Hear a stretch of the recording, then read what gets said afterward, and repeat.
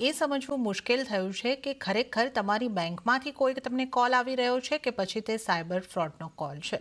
પરંતુ હવે ફક્ત નંબર જોઈને જ તમને ખબર પડશે કે નંબર સાચો છે કે નહીં. સરકાર બેંકની સિરીઝ 1600 વાળા ફોન નંબર બેંકને પ્રોવાઈડ કરશે.